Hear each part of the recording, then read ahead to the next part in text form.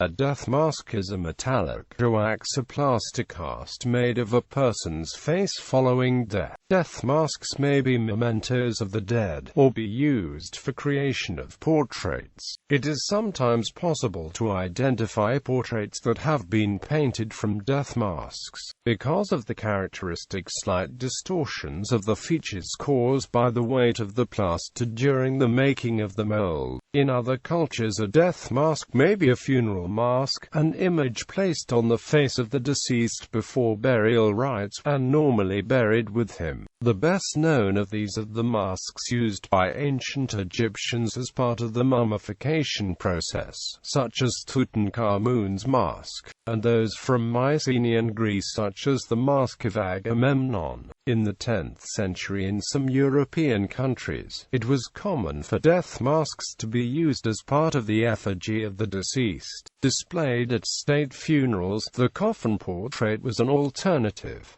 Mourning portraits were also painted, showing the subject lying in repose. During the 18th and 19th centuries, masks were also used to permanently record the features of unknown corpses for purposes of identification. This function was later replaced by post-mortem photography. In the cases of people whose faces were damaged by their death, it was common to take casts of the hands. An example of this occurred in the case of Thomas D'Arcy McGee, the Canadian statesman whose face was shattered by the bullet which assassinated him in 1868.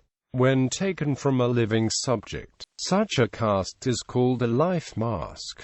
Proponents of phrenology used both death masks and life masks for pseudo-scientific purposes. History. Sculptures. Masks of deceased persons are part of traditions in many countries. The most important process of the funeral ceremony in ancient Egypt was the mummification of the body, which, after prayers and consecration, was put into a sarcophagus enameled and decorated with golden gems. A special element of the rite was a sculpted mask, put on the face of the deceased. This mask was believed to strengthen the spirit of the mummy and guard the soul from evil spirits on its way to the afterworld. The best-known mask is Tutankhamun's mask.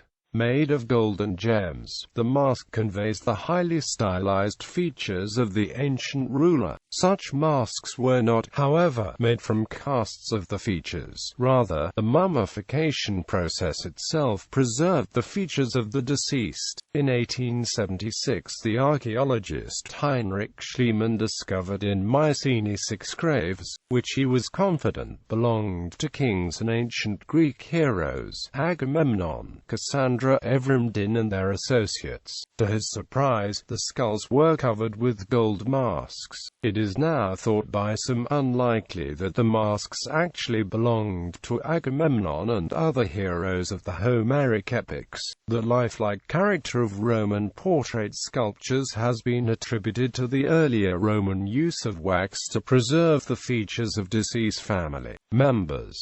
The wax masks were subsequently reproduced in more durable stone.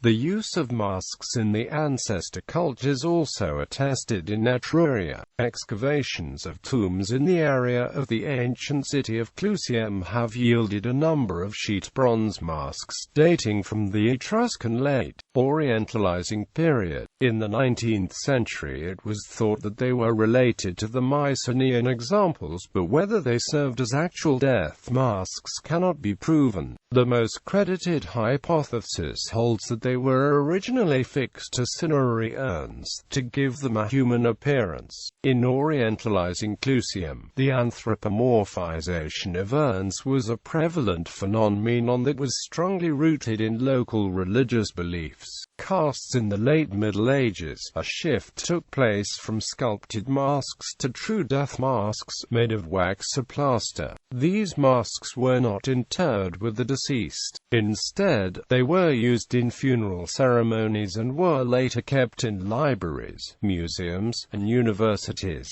Death masks were taken not only of deceased royalty and nobility, but also of eminent persons, composers, dramaturges, military and political leaders, philosophers, poets, and scientists, such as Dante Alighieri, Ludwig van Beethoven, Napoleon Bonaparte, Filippo Brunelleschi, Frédéric Chopin, Oliver Cromwell, Joseph Haydn, John Keats, Franz Liszt, Blaise Pascal, Nikola Tesla, Torquato Tasso, and Voltaire. As in ancient Rome, death masks were often subsequently used in making marble sculpture, portraits, busts, or engravings of the deceased. In Russia, the death mask tradition dates back to the times of Peter the Great, whose death mask was taken by Carlo Bartolomeo Rastrelli. Also well known are the death masks of Nicholas I and Alexander I.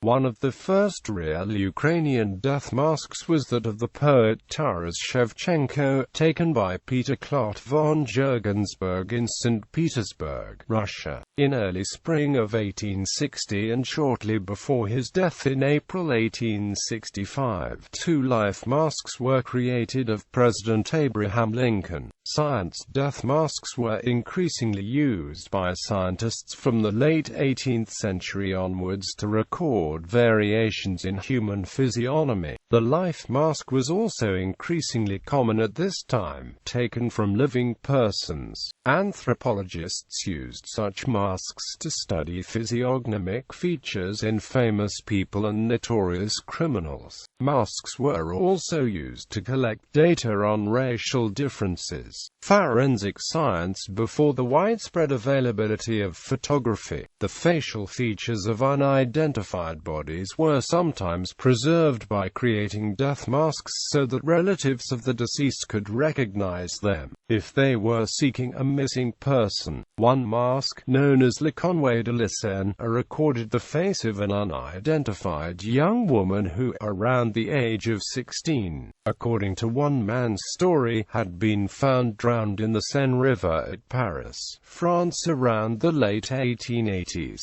A morgue worker made a cast of her face, saying her beauty was breathtaking, and showed few signs of distress at the time of passing, so bewitching that I knew beauty as such must be preserved.